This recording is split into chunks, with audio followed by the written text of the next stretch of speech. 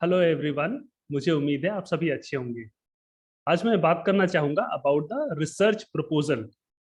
बहुत सारे research scholar research paper लिखने से पहले इंस्टीट्यूट्स में, कॉलेजेस में, यूनिवर्सिटीज में यह रिक्वायरमेंट होता है कि एक रिसर्च प्रपोजल सबमिट करें। तो समटाइम्स कैसे लिखा जाता है, क्या होना चाहिए, क्या क्या टॉपिक पॉइंट्स होना चाहिए, वो बहुत सारे रिसर्चर्स को, स्कॉलर्स को नहीं पता होता है। तो आई थॉट कि I will share what are the topics which needs to be included in a research proposal.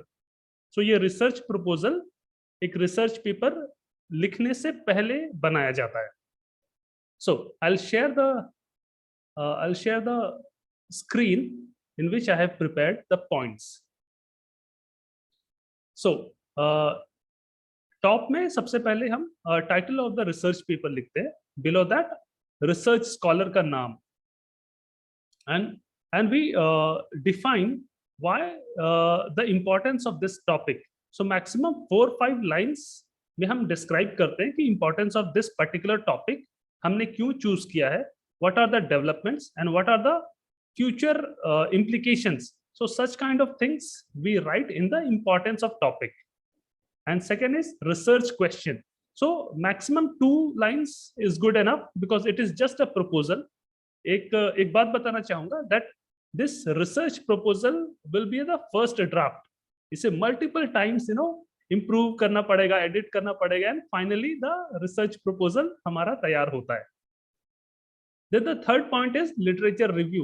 So which kind of literature review we are going through, and finally we are coming up with the research proposal. तो यहाँ पे mention करना होता है. So this will be the first draft for the research proposal. तो changes आएंगे, different literature reviews हम लोग add करते जाते हैं. And contribution में क्या होता है कि what is the outcome, how it will be benefited, what is your contribution as a researcher in this particular research paper, क्या होगा वो हम proposal में mention करते हैं in a 3-4 lines. फिर hypothesis. Let's say somebody is doing SLR, systematic literature review. तो in that case hypothesis का जरूरत नहीं होगा.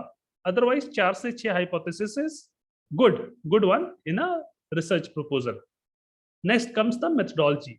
Methodology में qualitative हो सकता है, quantitative हो सकता है, mixed method हो सकता है, वो सब डिफाइन करना होता है. मेथोडोलॉजी आप कौन सा यूज करेंगे, हाउ डेटा कलेक्ट करेंगे, रेस्पोंडेंट्स कौन होंगे अगर प्राइमरी रिसर्च है तो, विच काइंड ऑफ यूजुअली लोग प्रिज्मा, फ्लो चार्ट, डायग्राम या डिफरेंट टेक्निक्स जो मेथोडोलॉजी है वो यूज करते हैं, वो यहाँ पे मेंशन आप कर सकते हैं. And the last one is implication of research. इसका क्या इम्प्लीकेशन होगा? तो मोस्टली इम्प्लीकेशन 2 टाइप के होते हैं. एक होता है एकेडमिक इम्प्लीकेशन और दूसरा होता है प्रैक्टिस और managerial implication.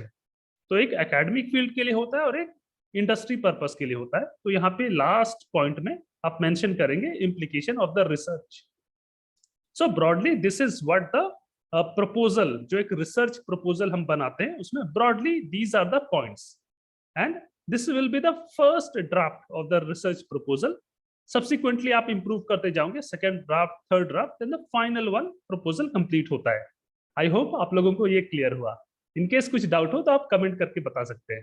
Thank you so much.